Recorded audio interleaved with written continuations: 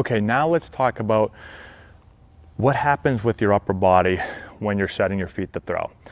What you're gonna see with almost every major leaguer, maybe every major leaguer, is on a routine ground ball, they're gonna be negative, or they're gonna bring the ball to the middle of their body. So their elbow's gonna go out, they're gonna get up into this thumbs up position, and they're gonna bring the ball to the middle, okay?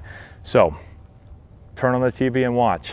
Almost everyone, maybe every one of the infielders is gonna be here. The only time they won't be here is when they're trying to get that in-between hop to be a short hop, and they've got to play positive through it. So those are really the only positive glove movements or through the ball that you'll see.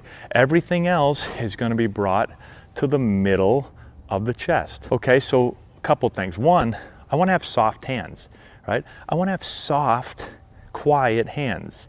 When a scout or a college coach or any coach is looking at a player, what do they say about hands? They always say, well, that player's got some soft hands. Have they ever said, oh man, that guy's got hard hands, I like that. Oh, he's got rocks for hands, right?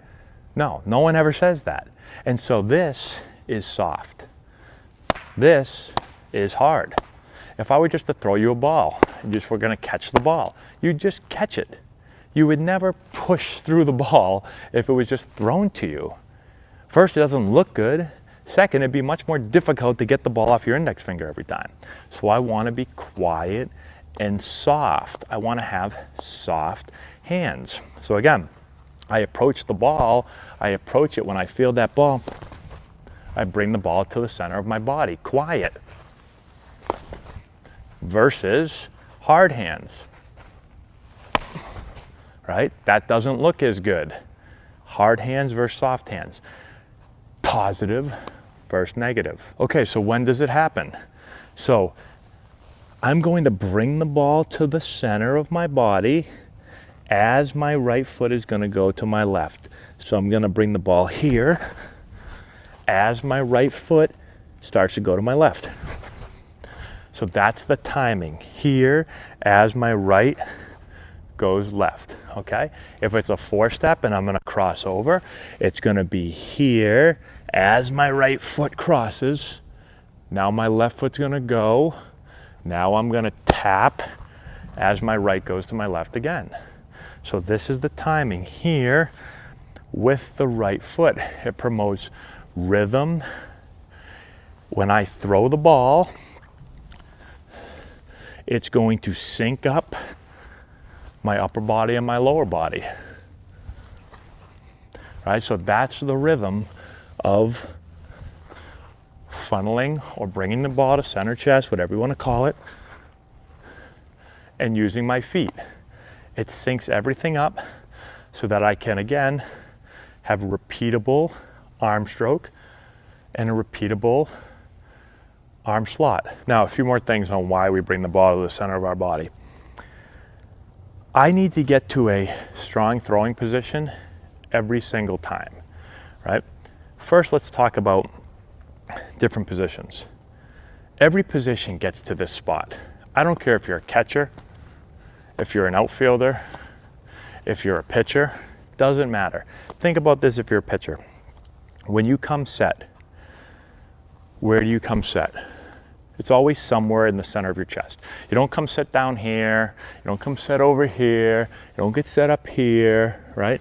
You always come set somewhere here, because this allows me to time everything up. If you're a quarterback is gonna come set right here, right? They're gonna be set here and they're gonna throw. So they get into this thumbs up, elbows out position right in the center of their chest so they can break their hands and throw. So that's the first thing. As I said before, I have to get to a good, solid, repeatable position to break my hands so that I can time up and have a repeatable arm stroke and release point. So just like hitters, if you're a hitter, and if you're watching this, you either coach hitters or you are a hitter. Hitters got to get on time and in a position to hit, correct? You can't get into this position once to hit, and this position another time to hit, and this position a third time to hit. If you do that, you'll never hit, right? You've got to get into a same position every time. If you watch all the best hitters, we talked earlier about watching all the best fielders. If you watch all the best hitters, they're going to land and they're all going to be in a really similar position to hit from. Same thing with fielders.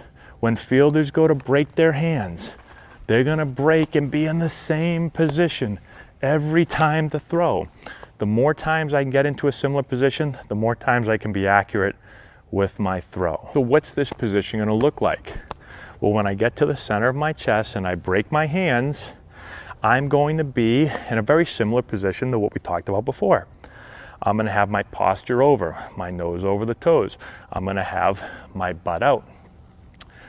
I'm going to be in a good 50-50 position. I'm not going to be back here, and I'm not going to be here. I want to have my nose directly over my belly button and over my toes, right? So I'm right here in this position, right here. I should feel like this arm is parallel to the ground. So it's not here, it's right here. When I take the ball out of my glove, my fingers should be on top of the ball. I don't take it out like this.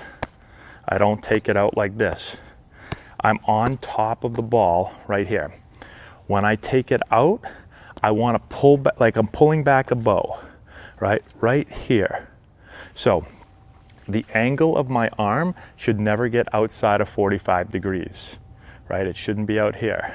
So this is about 45. I should always be here or closer. So I need to keep the ball close to my shoulder. Doesn't have to be way in here, but it can't get out like this. I'm not going to take the ball out here. It's going to create a long arm action, doesn't time up with my body. So it's got to be tight within 45 degrees. This position right here is a really strong position. This position is not strong. If I were to put my arm like this and have somebody push down on my hand, I'm not strong. Okay? If I put my arm like this, not strong. If I put my arm like this, have somebody push down on your hand, they can't move it. This is a really strong position. If you want to limit arm injuries, if you want to limit arm fatigue, well, then you want to put yourself in the strongest positions to throw from. When I get into this position right here, another thing we talk about is if you're in water up to your waist, you can't get the ball wet, right? And so as an infielder, I have to have a short arm action. So the ball's got to come out straight across the chest like I'm pulling the bow. The ball doesn't get wet. So I'm always saying, keep the ball dry, keep the ball dry. Don't have this long arm action. The longer your arm action is, the harder it is to get to that consistent release point. And again, because we have to get rid of the ball quick, if our feet are quick, but our arm is long and slow, they're not going to time up altogether. So it's got to be short and tight and quick to get the ball up quickly to throw. The other thing you can think about is not taking the ball out early. So the ball should stay in the glove basically right until your front foot's about to land, and then you can take it out, right? If I take it out early, before my foot is about to land, your arm is going to get long. It has to do something. It's got too much time. And so if I take it out early, it's going to get longer and have to do something to take up that time before your foot lands. So keep it in your glove until your front foot's about to land. See how that keeps it short? And now I'm short, tight, and quick. And I can repeat this over and over again. I can't repeat this or this as consistently as I can repeat that. And this is another thing when coaches are watching. Again, we go back to aesthetics. This right, coach sees this or coach sees this, it doesn't look right, right? And so you could get crossed off the list just because of how your arm action works. It's too long, it's too funky. This looks right. So it's going to lead to better results, but it looks right on the eyes of a coach or scout. It looks smooth, it looks quick, right? So that's really, really important also. Matt Antonelli here to tell you about our Black Friday deal. This Black Friday through Cyber Monday, we're offering $50 off all courses. Don't miss out on this elite offer. Become a better hitter today.